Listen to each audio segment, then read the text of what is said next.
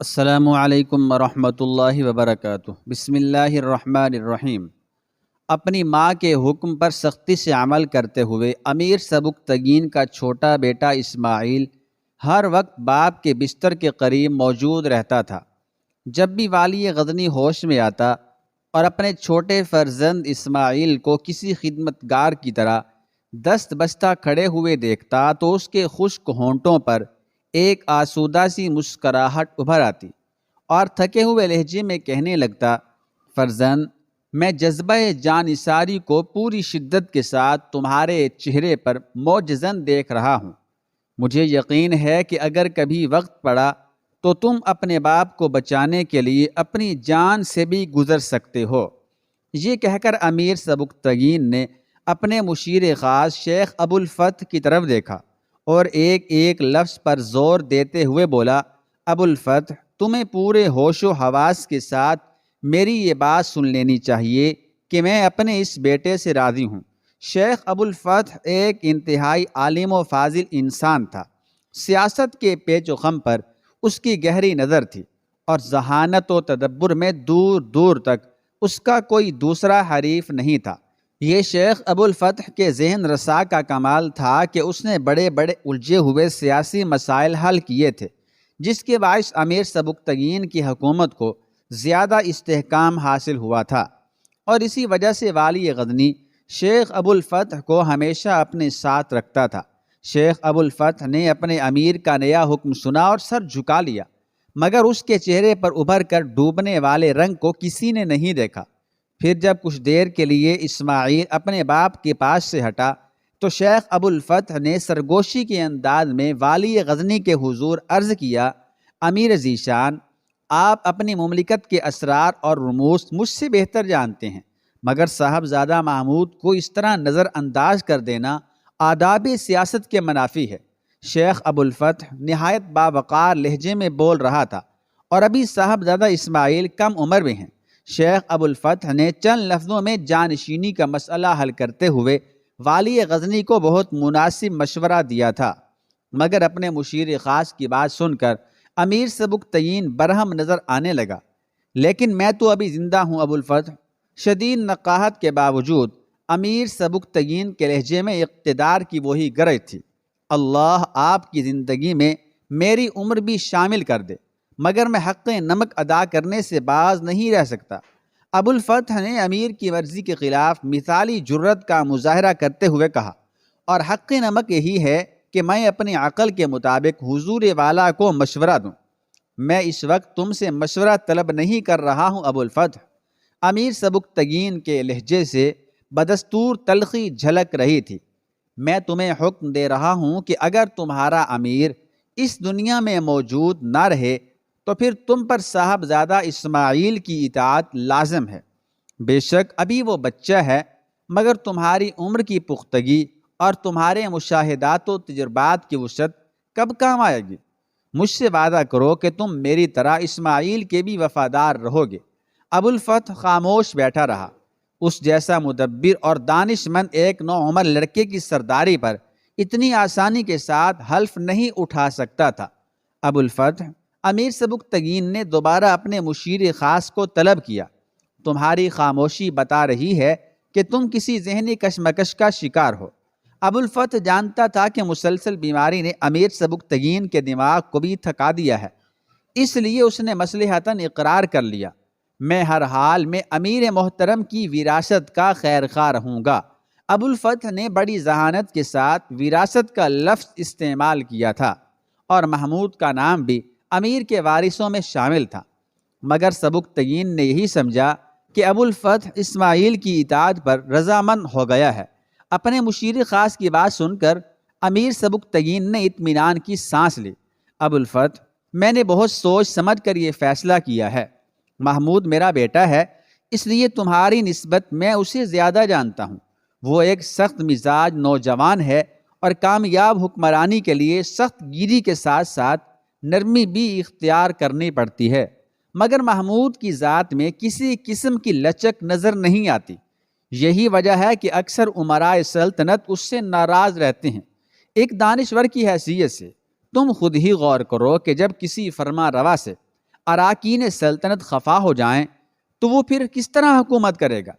اگرچہ بات کرتے وقت سبکتگین کی سانس اکھڑ اکھڑ جاتی تھی، لیکن پھر بھی وہ اپنی زندگی کے اہم ترین فیصلے کی توجیہ بیان کیے جا رہا تھا، اور سب سے بڑھ کر یہ کہ محمود کے مقابلے میں اسماعیل کو خواص و عوام کی زیادہ حمایت حاصل رہے گی۔ وہ میرے آقا امیر البتگین کا نواسہ ہے، اور اس نسبت سے تمام ترک سرداروں کے سر اس کے آگے ہمیشہ خم رہیں گے۔ اس کے برعکس محمود کو یہ سیاسی تائید حاصل نہیں ہو سکتی۔ انہی تمام حقائق کے پیش نظر جانشینی کے نازک ترین مسئلے کو حل کرنے کی میں نے کوشش کی ہے۔ میں جانتا ہوں کہ تجربے اور مشاہدے کے اعتبار سے اسماعیل ایک کمزور لڑکا ہے۔ وہ سیاست کے خارزار میں بار بار لڑکھڑائے گا اور بار بار زخمی ہوگا، مگر جب بھی ایسا ہو تو تم اپنے تدبر کا ہاتھ اس کی طرف بڑھا دینا، وہ فوراً سنبھل جائے گا۔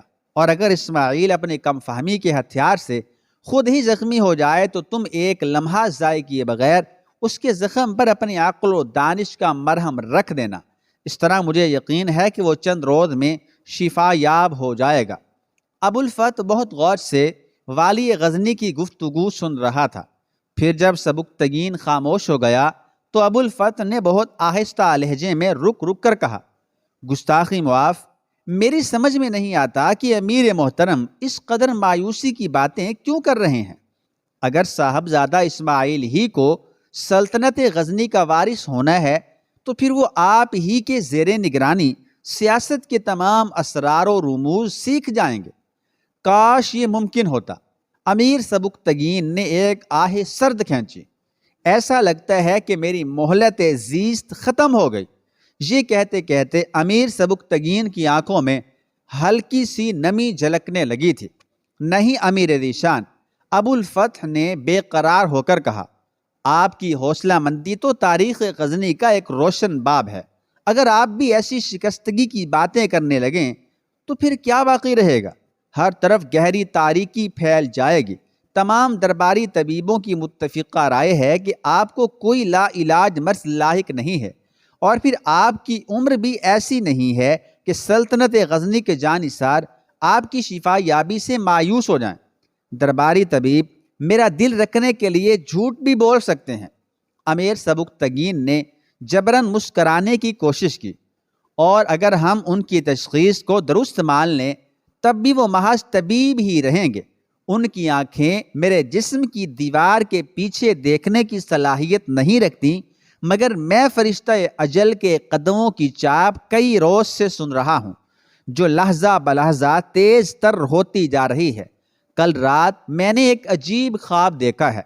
یہ کہہ کر امیر سبکتگین چند لمحوں کے لیے خاموش ہو گیا۔ اپنا خواب بیان فرمائیے امیر محترم، شاید آپ کا یہ کم علم خدمتگار اس خواب کی خوشگوار تعبیر پیش کر سکے۔ شیخ ابو الفتح کی آواز میں ہلکا ہلکا ارتعاش تھا۔ میں نے خواب میں ایک بہت بڑے تناور درخت کو جڑ سے اکھڑ کر زمین پر گرتے دیکھا ہے۔ امیر سبکتگین کا لہجہ اداس تھا۔ میرے نزدیک یہ کسی مقتدر ہستی کے انتقال کی علامت ہے۔ والی غزنی کا خواب سن کر شیخ ابو الفتح سناٹے میں آ گیا تھا، مگر پھر بھی اس نے اپنے لہجے میں مصنوعی شگفتگی پیدا کرتے ہوئے کہا، اگر آپ کے نزدیک اس خواب کی یہی تعبیر ہے تو پھر وہ مقتدر ہستی کوئی اور بھی ہو سکتی ہے۔ نہیں ابو الفتح، اب خوش گمانیوں سے کچھ فائدہ حاصل نہیں ہوگا۔ یکایک امیر سبکتگین کے لہجے میں سختی آ گئی تھی۔ زمین پر گرنے والا وہ درخت میں ہی ہوں۔ بے شک تم مجھ سے زیادہ علم رکھتے ہو، مگر میری ایک بات بہت غور سے سنو، شاید تمہارے کسی کام آئے۔ ہم انسان نازل شدہ مصائب کو دور کرنے کی تدبیریں اور لاحق شدہ امراض سے نجات حاصل کرنے کے طریقے سوچتے رہتے ہیں۔ یہ ایسی ہی بات ہے کہ جیسے کوئی قصاب کسی بھیڑ کو اس کے بال کترنے کے لیے پہلی مرتبہ زمین پر پٹکتا اور اس کے پاؤں مضبوطی سے باندھ دیتا ہے۔ بھیڑ اپنے اوپر ایک نئی اور عجیب مصیبت نازل ہوتے دیکھ کر زندگی سے مایوس ہو جاتی ہے اور مرنے کے لیے تیار ہو جاتی ہے، لیکن قصاب اپنے کام سے فارغ ہو کر اسے آزاد کر دیتا ہے۔ اور وہ خوشی سے اچھلنے کودنے لگتی ہے، یعنی وہ یہ خیال بھی کرتی ہے کہ اسے ذبح کر دیا جائے گا، اور اس کے ساتھ ہی یہ امید بھی ہوتی ہے کہ گزشتہ موقع کی طرح اس مرتبہ بھی اسے رہا کر دیا جائے گا۔ اور جب قصاب اس کے بال کتر کر اسے آزاد کر دیتا ہے تو وہ پھر خوش ہو جاتی ہے اور موت کا خوف اس کے دل سے نکل جاتا ہے۔ پھر تیسری بار جب قصاب اسے ذبح کرنے کے لیے زمین پر گراتا ہے اور اسے کسی قسم کا خوف نہیں ہوتا، اور وہ سمجھتی ہے کہ پہلے کی طرح اس بار بھی تھوڑی سی دیر کے لیے اس کی آزادی سلب کی گئی ہے اور کچھ لمحوں کے بعد وہ پہلے کی طرح آزاد ہو جائے گی، اس وقت وہ بھیڑ بے خوفی اور بے خبری کی کیفیت میں سانس لیتی ہے، اور پھر اسی عالم میں اس کے گلے پر چھری پھیر دی جاتی ہے۔ ہم انسان بھی چونکہ ہمیشہ طرح طرح کی مصیبتوں اور نت نئے امراض میں آئے دن مبتلا رہتے ہیں، اس لیے ہر مصیبت اور مرض سے رہائی کا خیال کر کے مطمئن ہو جاتے ہیں، یہاں تک کہ آخری مصیبت موت کا پیغام لے کر آتی ہے، اور اس غفلت کی عالم میں ہماری گردن میں موت کا پھندا ڈال کر ہمیں اس دنیا سے لے جاتی ہے۔ یہ کہہ کر امیر سبکتگین نے ایک لمحے کے لیے سکوت اختیار کیا اور پھر بہت ٹھہرے ہوئے لہجے میں بولا، ابو الفتح، تمہارا امیر بھی اس وقت اسی کیفیت سے دوچار ہے۔ شیخ ابو الفتح رونے لگا۔ سبکتگین نے موت و زیست کا عجیب فلسفہ بیان کیا تھا۔ سلطنت غزنی کا مشیر خاص اپنے فرما روا کی دلجوئی کے لیے کچھ کہنا چاہتا تھا، مگر سبکتگین شدید نقاہت کے سبب بے ہوش ہو گیا۔ 4 دن تک والی غزنی کی یہی حالت رہی۔ کچھ دیر کے لیے ہوش میں آتا اور پھر طویل غشی طاری ہو جاتی۔ اسی دوران امیر سبکتگین نے لڑکھڑاتی ہوئی آواز میں امرائے سلطنت کے پاس اپنے چھوٹے بیٹے اسماعیل کی جانشینی کی وصیت کی اور وحدانیت و رسالت پر گواہی دیتا ہوا دنیا سے رخصت ہو گیا۔ وہ شعبان کا مہینہ تھا جب امیر سبکتگین نے اس عالم خاکی کو الوداع کہا۔ سبکتگین کا انتقال 387 ہجری میں ترمذ کے مقام پر ہوا۔ انتقال کے وقت سبکتگین کی عمر 56 سال تھی۔ اس نے عدل و انصاف کے ساتھ 20 سال تک حکومت کی۔ امیر سبکتگین کی وصیت کے مطابق اس کے جسم کو تابوت میں رکھ کر غزنی لایا گیا۔ امیر کی موت کی خبر سن کر پورے غزنی میں ایک کوہرام سا برپا تھا۔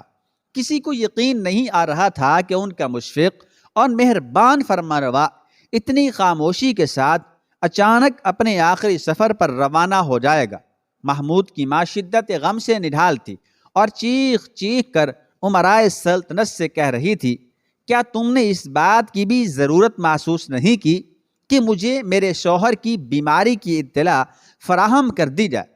جواب دو کہ اس بے حسی اور غیر ذمہ داری کا مظاہرہ کیوں کیا گیا؟ امرائے سلطنت ملکہ اول کے سوال کا کیا جواب دیتے کہ ملکہ ثانی امیر البتگین کی بیٹی نے بہت عیاری سے ان کی زبانوں پر مہریں لگا دی تھیں اور تمام حرکات و سکنات پر سخت پہرے بٹھا دیے تھے۔ ملکہ اول کی خواہش تھی کہ نظام شاہ رحمۃ اللہ علیہ امیر سبکتگین کی نماز جنازہ پڑھائیں، لیکن ملکہ ثانی کے حکم پر درباری عالم امام رکن الدین مسعود نے والی غزنی کی نماز جنازہ پڑھائی۔ امیر سبکتگین کا آخری دیدار کرنے والوں میں نظام شاہ رحمۃ اللہ علیہ بھی شریک تھے۔ نظام شاہ رحمۃ اللہ علیہ نے نمناک آنکھوں سے والی غزنی کا چہرہ دیکھا اور دعا کے لیے ہاتھ اٹھا دیے۔ امیر، اللہ تمہاری مغفرت کرے کہ تمہارے نامہ اعمال میں بہت سی نیکیاں ہیں، مگر تم نے یہ کیا کیا کہ آخری وقت میں لڑکھڑا گئے؟ حقدار کو اس کا حق دیا ہوتا کہ تمہاری عدل و انصاف کی داستان مکمل ہو جاتی۔ کاش تمہیں معلوم ہوتا کہ تمہارے اس فیصلے کے بعد یہاں کتنے طوفان اٹھیں گے اور اس زمین پر کتنی مقدار میں انسانی خون بہے گا۔ اللہ تمہیں معاف کرے، اللہ تمہیں معاف کرے، نظام شاہ رحمۃ اللہ علیہ نے انتہائی مضطرب لہجے میں کہا اور واپس جانے کے لیے مڑے۔ ولی عہد غزنی اسماعیل جنازے کے قریب ہی کھڑا تھا اور اس نے نظام شاہ رحمۃ اللہ علیہ کی زبان سے ادا ہونے والا ایک ایک لفظ سن لیا تھا۔ پھر جیسے ہی نظام شاہ رحمۃ اللہ علیہ جانے کے لیے مڑے، اسماعیل نے اس مد قلندر کا راستہ روک لیا۔ کیا میں اس سلطنت غزنی کا جائز حقدار نہیں ہوں؟ اسماعیل نے انتہائی تلخ اور متکبرانہ لہجے میں کہا۔ اور کیا میرے عادل و منصف باپ نے مجھے اپنا جانشین نامزد کر کے ناانصافی سے کام لیا ہے؟ یقیناً تم اس منصب عظیم کے لائق نہیں تھے، اور تمہارے عادل و منصف باپ نے آخری وقت میں سخت ناانصافی سے کام لیا۔